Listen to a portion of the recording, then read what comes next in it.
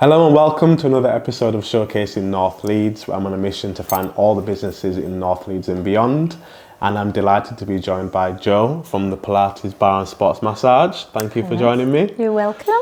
Please, first of all, I'm going to say tell us what you do, it's kind of already in the name, but please do give us a couple of sentences about what it is that you do. Yes, so I run a small studio, probably between maybe 6 to 8 in a class maximum, where I teach Pilates and do some kind of strength and conditioning classes as well, which is where the bar comes in. Yeah. I do one-to-ones and I also do massage as well, so sports massage, as you know. Yes, I do. Yes, I do. And I also do, one of my passions is I am oncology trained to teach Pilates to ladies that have had breast surgery or going through breast cancer treatment.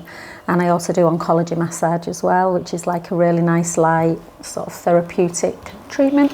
Right, So, okay. yeah. Where do we start with this? This is going to be a good conversation. So, let's start with the Pilates then. What got you into it? Like, why Pilates? I think my background's law, so I used to teach law, so I know it's a massive change of career. And Huge change. Yeah, and so I suppose I've always been in teaching, but I think about 13 years ago, I was always a little bit of like to go to the gym, like running, and I wanted an exercise system that I guess I could do forever. Thought I probably won't be running up and down hills in my 70. Well, I hope I will be, but I probably won't be. Not the way my hips going at the minute. But yeah, so I was speaking to a girl that was had a really bad back, and she said Pilates had really helped her sort of out. Yeah. So I started going to a few classes, and at first I thought, I'm not sure it's for me. It's very different to a lot of, if you're normally a gym goer and that kind of thing. But then I just sort of started, falling in love with it really. So I did my training, and then I did both for a while. I used to teach law and also do that. Oh, right. And then about 12 years ago, I thought this is just getting a bit. I had quite not a young, but youngish 3 boys. So I took early redundancy and set up on my own, and love it. Okay, and then in fact, what are the classes that you teach? And is it, with the Pilates side, anything specific? Is it like injuries in general? What types of things? I think when you think of Pilates, it's both preventative and it's rehab as well, I guess. So you'll get people, hopefully, I think now I teach a big class at JD actually, which I never really wanted to teach big classes, but I really enjoy it because there's a lot of younger people that attend my class. So my clients are all like a varied age range, but so you've got to be careful here. Like they're all young and beautiful, my clients. No, they are, but they're all, the beauty of Pilates is you can do it up into your sort of 80s and things, which is great. So, most of my clients are probably 30 to 70 type thing. Yeah. But at JD, you see a lot of younger people come in and they're really getting a lot of benefit. They love it because I think they do a lot of kettlebells and, body pump. So I think Pilates, they realise then how tight they are and kind of teaching them how to use like the little like the small muscles, not just the quads, the hamstrings, things like that. I just think Pilates, it's an all over body exercise system, but it's very much about kind of posture, about recruiting the right muscles, using the whole body as opposed to just big muscle groups. I always think of Pilates like core, just your core.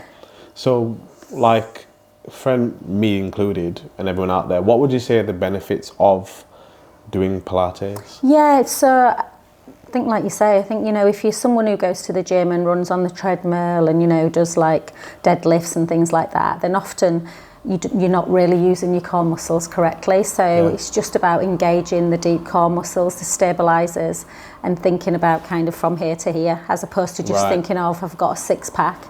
It means I'm strong, and it's not. It doesn't. Do you know what I mean? It's about using the internal muscles as well as the external ones that we see. Yeah. So it is definitely more about that core strength and glute strength as well. So I'm a big one for glutes. And it's a thing for people to continuously keep doing as well. It's not, you don't get to a certain level and then stop, do you? No, absolutely. So, you know, I've got lots of different classes. So Pilates can be as kind of low level or high level as you want. Yeah. You know, so you might have someone, it's not about getting someone into a plank for 5 minutes. I mean, great if you can. Yeah. But, you know, it's about kind of, instead of looking at what someone can't do, there's lots of things that they can do. Yeah. So, you can build up to different levels, like level 1 up to, you know, kind of just keep building it. Yeah. But then make it accessible for all. That's what I kind of like about it. Okay. And then moving on to the next part, then I suppose with you and how, what's the word, multi-skilled you are. Sports massage, big part. Yeah. I think I'd always been interested in massage, but I think I'm only quite small. So like my mum used to say to me things like, "Oh, I don't think you'd be very strong." But obviously I do a lot of upper body work, so I am pretty strong. So I just saw like my son, you know, I've got 3 sons that have all played quite kind of competitive sport, like tennis, football. So saw them getting little injuries, you know, hamstrings, calves, you know, everyone moaning about the shoulders. So I decided to do my sports massage and injury. So if someone just come with, you know, kind of a rotator cuff or a whatever, I don't know, calf pain or whatever. And I love it, I really enjoy it. I wouldn't like to do it full time. I wouldn't like to just massage all day. But for me, I think kind of doing it alongside my Pilates is great. Yeah. And you get to understand people's injuries and what they're doing wrong, and if they're doing something in Pilates or what wrong, then it can cause... Yeah, absolutely. And vice versa, hopefully, you know, obviously quite a lot of my clients will come for a massage as well, but there's people that are not Pilates clients. So I might just see a stranger coming through the door. So it's about being able to not just massage them, but get them to understand that this will keep happening if you don't start, you know, particularly people that just do isolated sports, like, you know, they cycle for hundreds of miles or they, you know, run marathons, but yet they don't do any core work, and then they keep getting injured because their glutes aren't strong or they're not using the core. So it's about kind of giving them exercise and kind of flexibility and mobility advice as well while they're laying on the bed. While you're putting them in pain. No, I'm only kidding. No, don't put you in pain. I can obviously say first-hand experience of that. There's a couple of things. So when I was training for the marathon, and I remember, I'm not sure if I did or didn't tell you straight away, and obviously came for a massage, and you were like, "Ooh, this feels a bit tight," and then your ankle feels a bit swollen, and then I was like, I've been running quite a lot, and it's just, from my point of view, it was having someone tell me what was wrong and then letting me know what things to do to correct to help me out. So that was massive for me with the training and post. As you know, I messed up my calf, and you've been able to help me with that as well. So I think the education side of what you bring and noticing the feelings in people's muscles is a big help. It's really, you can kind of tell usually when someone's on the bed, certainly if you're looking at someone who's been running more than they usually do. You know, like I had a lady the other day, I'm sure she won't mind me saying, and like one of her, she was laid kind of prone, but like one of her feet were completely, and when she went, I said, "Can I have a look at you walking?" And like one of her feet were completely turned out, and she's having loads and loads of pain in kind of a hip and a glute, and she was like completely not aware of it. So you can sometimes just see when someone's lying on the bed, you know, or their Achilles are a little bit swollen. It's kind of like, right, you need to really start doing some deeper calf stretches and you know, that kind of thing. So with sports massage, like, what again? Help me understand the benefits of it, because I think I get it, but I don't know if I actually do. I mean, for someone like you, so you come, you know, maybe once every 4 to 6 weeks. So I think if you've not got any injuries, it's like just maintenance. It's stopping them muscles from becoming really, really tight. So for some people, it's a weakened area. So for people that sit at a desk all day, you know, they're very hunched up, so they get a lot of tightness in the kind of pectoral, you know, like the chest area. So it's about kind of trying to, like you say, educate them and say, look, this is why this is hurting. You know, so it's to improve circulation, you know, stop kind of adhesions, you know, really tight knots, you know, just start lengthening your muscles out again, improve blood flow, and just general well-being, really. So people should, the reason why I'm asking the question is because people should be coming to see someone like yourself even without the injury, and just absolutely to help them anyway. You can always tell if someone walks into your studio, you can always tell if they're kind of quite regular massage people, because they're less tight. So I massage my best friend probably once a month now. She's an interior designer, she's constantly, you know, at a CAD machine or whatever, computer, and she really suffers with like a neck and a sort of traps, and if she leaves it more than four weeks, you can really tell. But she's much better. Right. Like, you know, when I first came, it was like, gosh, like you need to get the hammer out, you know, and everything. So I think, I mean, everything costs money, doesn't it? That's the problem. So I try and keep my prices not low, but relatively, you know, compared to some, because I accept that, you know, life's expensive at the minute. And I just think if people just think of massage as not really as a luxury, but almost like a necessity to keep you injury free. I've got a hip thing going on at the minute that I did a dance class that I've never done before, and it's so weird. I obviously use this TFL muscle that I've never ever really must use. I thought I used all my muscle groups, but really, and it's been painful. And I got Mason, my son, does this massage as well. And yesterday, I could hardly walk yesterday morning. I thought, oh my God, no.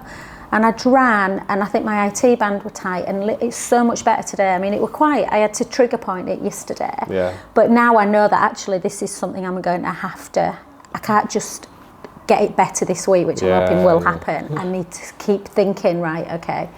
So I think it is definitely maintenance, which I don't do enough of, because I'm busy.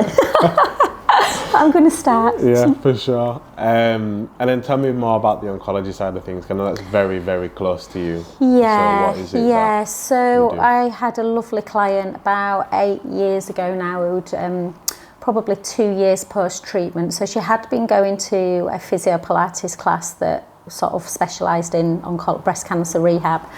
But she kind of wanted to move a little bit away from just that field and join a regular class. And I was like, oh, well, I'm not trained in oncology. And I think because my background's quite cognitive, you know, I like learning about anatomy and things. I was really upfront with her and I said, look, I don't want to be giving wrong advice. I'm not breast cancer trained. She was like, it doesn't matter, it's fine. I did a bit of research and then I thought, right, I'm going to do a course. So I went down to London because she was sort of saying there's not much out there for people that have, you know, the hospitals are fantastic while you're going through treatment, but as soon as you leave, it's a bit like, so every time they do something, does that feel right? You know, should that feel like that? They lose a lot of people that have gone through breast cancer surgery. Sometimes they use their muscle groups to reconstruct. They're trying not to now as much, because obviously if you take you know, like something called a tram flap, like your abdominal muscles or your lat muscles, and you can imagine if those muscles are no longer working properly, there's lots of potential problems.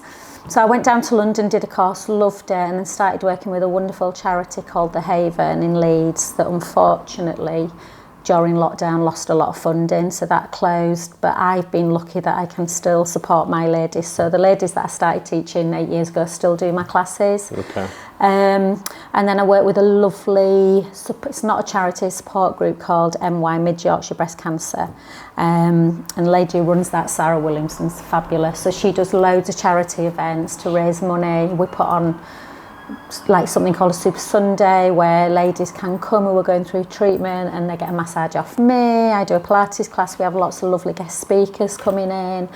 And then from there I thought, right, okay, do some massage training, because a lot of the time if you go to like a clinic, a beauty salon, if they're not trained in oncology, then they won't like treat a client. And that's like, it was really sad when I found that out, because I thought these ladies probably more than anyone need a nice touch therapy, and yet they're getting turned away from. It's almost like discrimination, but it's not. And I understand, because you have obviously got to be careful. You don't want to use products that have got parabens in them. You don't want to be digging deep. So it's very different to a sports massage. It's like a top to toe, but it's just lovely. Yeah, so I did my oncology training, and I'm doing a course at the minute on scarring, because when you've got scarring on the body, that can have lots of different effects as well. So you do a lot then with that side of things. What it might be a bit of a silly question, but what is it that makes you have to be specially trained in oncology? Oh gosh, I mean, it's the things that can go on in your body after. So, as particularly with breast cancer, because the medication that the ladies are often put on, because sometimes, particularly if they get breast cancer early on, they go into often an early menopause, so they're at more risk of things like osteoporosis. Right. So they're at risk of, depending on if they've had chemo or radiotherapy or both. Yeah. Then they're at risk of things like lymphedema, so your lymph system fights infection. If they have had the lymph nodes removed, then they're at more risk of like swelling. I mean, I'm not an oncology expert by any means. I'm not a surgeon or anything, but there's a lot that can go on. And then sometimes the treatment that they put on to stop, so things like they get put on drugs called tamoxifen and anastrozole, they can again cause things like joint pain. Right. So it's a bit of a kind of, I suppose, like an holistic look at it, that you give them advice, exercise advice, keep moving. The more you move, the more lymph kind of flows. Strength advice, because obviously they can lose range of motion, particularly not long after surgery. Often they can't lift their arms. So it's about kind of giving them an exercise system that's manageable, not asking them to run up Kilimanjaro, but do you know what I mean? So you just have to be very mindful of certain things that, that if someone's at risk of osteoporosis, and they're at more risk of like fractures and things. So if they are doing balance work to strengthen, which is great, just make sure that they're near a chair. It's just all that kind of thing, really. And so things like lymphedema, you don't want to wear things really tight around your wrist. You don't want to be on your wrist for too long. So wrist work's great for for building bone density, but you don't want someone who's just gone through breast cancer doing a 10-minute plank, because they've got more risk of lymphedema. Okay. That's really good to know. So thank you for that. How do people find you? Not as a person. You have to find me, that's quite nice. How do they find me? That's a good one, Levi. I think word of mouth's always a good thing, isn't it, really? I have got a website, but you don't update it? I think if I were 20 years younger, maybe I'd be a big social media, but to tell you the truth, I do go on things like Instagram and Facebook, but it's not like a big passion of mine. So I have got a website, the Pilates, barre and sports massage.co.uk. So sometimes I do get people find me on my website. I'm like, ooh. Okay. And there's a bio on there, and they're like, some people say, oh, we're really interested in reading about. I feel like I already know you before I come. Yeah. And that's it. I don't really advertise anywhere else. Sometimes I'll put something on Facebook, But it's more because I'm such a small studio, and I'm just me. So I sometimes think I love being busy, but there's only so many hours in it, and I've got, like I say, 3 of my sons are still all living at home, so so cleaning and cooking for them. Well, maybe not cooking for them. Go online. If someone wants you, go online, get in touch that way, and they can find you through the website. Okay, that's good to know, then, at least. Well, thank you for joining me. Oh, you're welcome. It's been lovely. Thank everyone for listening. Thank you everyone to listening as well. And obviously, please do like, share, subscribe, and review to help us push this far and wide. And we will see you on the next episode.